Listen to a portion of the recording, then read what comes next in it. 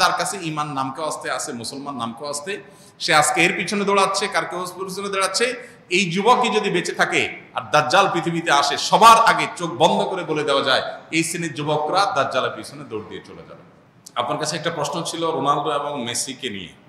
আপনি তো জানেন যে এই জেনারেশনের ছেলেমেয়েরা রোনালদো, মেসি, নেইমার এদের ফ্যান।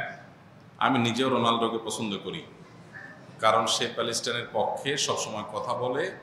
ইভেন সে তার অ্যাওয়ার্ডও বিক্রি করে সেই টাকা ফিলিস্তিনে দান করেছে। আবার ফিলিস্তিনি শিশুদের জন্য তার অনেকগুলো সংস্থাও আছে। সে মাঝে মাঝেই সালাম দেয়, আবার মাঠে সেজদাও দেয়, মদিনাতেও গিয়েছে। কিন্তু মেসি তো ইসরায়েলের প্রধানমন্ত্রীর সাথে তাদের ধর্মীয় রীতি মানিয়েছে। কিন্তু আর যাই হোক, তারা দুজনেই খ্রিস্টান। এখন আপনার কাছে শুনতে চাই যে তাদের সাপোর্ট করা কি ঠিক? আমি রোনালদোর এইসব কাজের জন্য তাকে পছন্দ করি, কিন্তু আপনি এ সম্পর্কে কি বলেন? দেখুন, প্রশ্নটা হাসি উদ্রেক করলেও প্রশ্নটা খুবই প্রাসঙ্গিক এবং আমাদের সমাজ বাস্তবতার সাথে সামঞ্জস্যপূর্ণ। প্রথম কথা হলো যে ইমানদার খেলাধুলা কেন্দ্রিক যে উন্মাদনা আছে, এগুলো ইমানদার কখনো নিজের গায়ে মাখাতে পারে না, বা এগুলোর মধ্যে ইমানদার জড়াতে পারে না। এটা তার ইমানের সাথে যায় না। পৃথিবীর যে খেল তামাশার বিশাল আয়োজন, আমোদ ফুর্তির যে মহা আয়োজন, এটা মূলত যারা আখিরাতে বিশ্বাস করে না তাদের জন্য, যেহেতু দুনিয়াতেই তাদের সবকিছু, অতএব তারা যা খুশি এখানে করে যাবে। ইমানদার আনন্দ করবে, ফুর্তি করবে, কিন্তু শরিয়ার সীমানার মধ্যে থেকে। জীবনটাকে পুরো খেল তামাশায় পরিপূর্ণ করা, এটা কোনো ইমানদারের সাথে যায় না। যে ইমানদার জানে, বিশ্বাস করে, তার আকীদা, তার ঈমান আছে যে সে আল্লাহর সামনে দাঁড়াবে, অনন্তকালের জীবনের হিসাব দিতে হবে, সে আনন্দ ফুর্তি করাটাকেই জীবনের মূল লক্ষ্যে পরিণত করতে পারে না। আজকের পৃথিবীতে এই সমস্ত খেলার যে বড় বড় আয়োজনগুলো আছে, এই আয়োজনগুলো ভোগবাদী পৃথিবীতে, আখিরাত বিমুখ পৃথিবীতে মানুষকে মজা দেওয়ার জন্য, এন্টারটেইনমেন্ট করার জন্য করছে। এর পেছনে মানুষকে ঈমান থেকে বিচ্যুত করা, দিন বিমুখ করা, এই লক্ষ্য উদ্দেশ্য যেমন আছে, আবার এর পেছনে রয়েছে, আমাদের সবার জানা আছে যে এর পিছনে বিলিয়ন বিলিয়ন ডলারের বিজনেসের স্বার্থ জড়িয়ে আছে। যেটাকে আমরা খেলা মনে করছি, এটা আসলে খেলা না, এটা আসল খেলা। অতএব সেই খেলার গুটি হচ্ছে আমি। খেলোয়াড় খেলছে, হারলেও টাকা পাচ্ছে, জিতলেও টাকা পাচ্ছে। আয়োজন যারা করছে, বিলিয়ন বিলিয়ন ডলার তারা বিজনেস করছে, বিহাইন্ডে যারা থাকছে সবাই লাভ থাকছে। তাদের গুটি হলো আমাদের মতো সেই সমস্ত সাপোর্টাররা যাদের কোনো লাভ নাই, লস ছাড়া। আমরা উত্তেজিত হয়ে যাচ্ছি, আমরা কেঁদে দিচ্ছি, হেসে দিচ্ছি।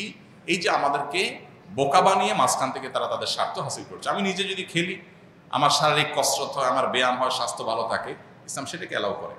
কিন্তু এই জাতীয় অহেতুক কাজে জড়াটাকে ইসলাম অ্যালাউ করে না। নবী সাল্লাল্লাহু আলাইহি ওয়াসাল্লাম বলেছেন, মিন হুসনি ইসলামিল মারই তারকুহু মা লা ইয়ানি। একজন মুসলমানের ইসলামটা সুন্দর হয়, আল্লাহর কাছে গ্রহণযোগ্য হয়, অ্যাকসেপ্টেবল হয়, কোয়ালিটিফুল ইসলাম হয় তখন যখন সে অহেতুক অনর্থক কাজ থেকে বেঁচে থাকে।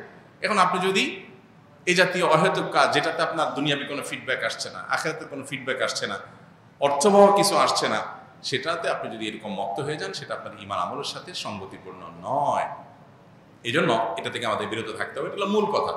এবার আসা যাক, খেলোয়াড়দের কোনো খেলোয়াড় ইসলাম, মুসলমান, মুসলমানদের স্বার্থ, মাজলুমদের স্বার্থ তার মাধ্যমে রক্ষা হয়। সেই কারণে মুসলিম মাত্রেই তার প্রতি সিম্পেথি চলে আসবে। এটা খুব স্বাভাবিক একটা বিষয় যে একজন মানুষ অমুসলিম হওয়ার পরও তিনি আমাদের স্বার্থ সংশ্লিষ্ট বিষয়গুলোতে আমাদের পক্ষাবলম্বন করছেন। এটার কারণে তার প্রতি একটা দুর্বলতা চলে আসাটা একটা স্বাভাবিক ব্যাপার, এটুকু পর্যন্ত দোষণীয় না। কিন্তু সিম্পেথি দেখিয়ে আপনি বিসমিল্লাহ বলে তার খেলা দেখা শুরু করে দিলেন, যে আমি যেহেতু তার সাপোর্ট করি বা তাকে, তার এই কাজগুলোকে পছন্দ করি, এই জন্য তার খেলাতেই লেগে গেলাম, তাহলে তো মুশকিল। এখন আমাদের দেশে যে আর্জেন্টিনা, ব্রাজিল,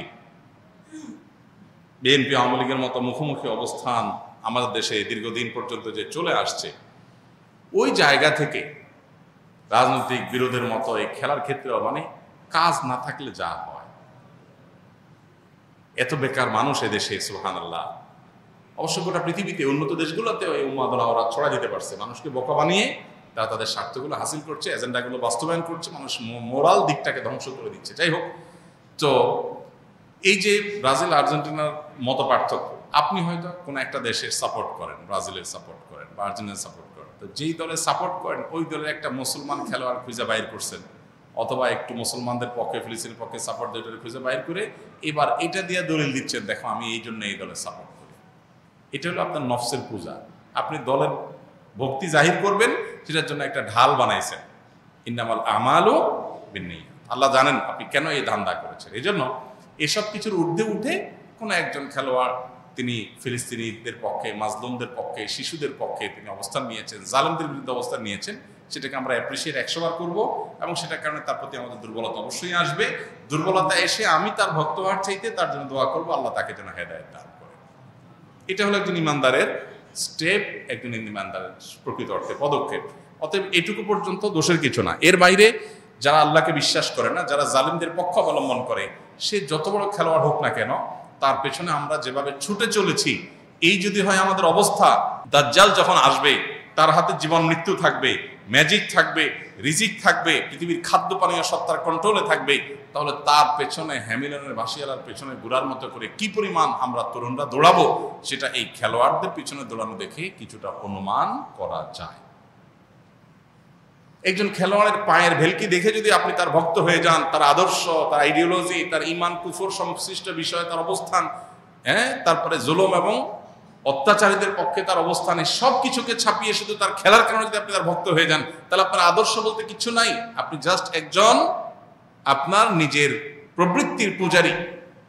আপনার আকল যদি থাকে, একজন খুনিদের পক্ষাবলম্বনকারী, জালিমদের পক্ষাবলম্বনকারী, অভিশপ্তদের পক্ষাবলম্বনকারী এবং অন্যায়ের পক্ষাবলম্বনকারী, শিরকে লিপ্ত, আপনার রবকে যে গালি দেয়, আপনার রবের প্রতি যার অবিশ্বাস আছে, তার খেলা দেখে আপনি পাগল হতে পারেন না। একজন লোক অনেক ভালো খেলোয়াড়, অনেক চমৎকার খেলে, অনেক ম্যাজিক্যাল আপনার তার স্টেপ পদক্ষেপ আছে, অনেক তার ভালো পারফরমেন্স আছে।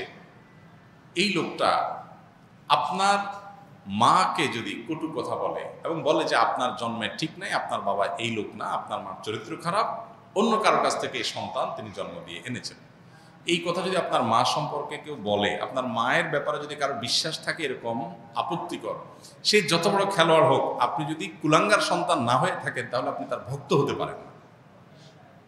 আপনি যে রবের প্রতি ঈমান এনেছেন, সে রবের অস্তিত্ব, রবকে যে স্বীকৃতি দেয় না, বরং সে রব সম্পর্কে যে কটু কথা, কটু বিশ্বাস, ভুল বিশ্বাস, ভ্রান্ত বিশ্বাস রাখে, সে যত বড় খেলোয়াড় হোক, আমার আদর্শ তাকে আমার ভক্ত হতে দেয় না, বাধা দেয়। এটা আদর্শের ব্যাপার। আর যার কাছে ঈমান নামকে আসতে আছে, মুসলমান নামকে আসতে, সে আজকে এর পিছনে দৌড়াচ্ছে, কার কেউ পিছনে দৌড়াচ্ছে। এই যুবকই যদি বেঁচে থাকে আর দাজ্জাল পৃথিবীতে আসে, সবার আগে চোখ বন্ধ করে বলে দেওয়া যায় এই শ্রেণীর যুবকরা দাজ্জালের পিছনে দৌড় দিয়ে চলে যাবে। তার হাতে আরো বেশি ম্যাজিক থাকবে, আরো ভক্ত হওয়ার, ফান হওয়ার মতো বহু আইটেম থাকবে। আমাদের অনেক তরুণরা কোরিয়ার আপনার কি বিটিএস, এই তরুণদের ফান হয়ে যাচ্ছে, অনেক ছেলেরা মেয়েরা। এর কারণ হলো তাদের মধ্যে ঈমানের চেতনা নেই, আদর্শ নেই। তারা আদর্শ তাকে এই সমস্ত অন্যায় থেকে বিরত রাখবার কথা। আল্লাহ আমাদেরকে বোঝার তৌফিক দান করুন।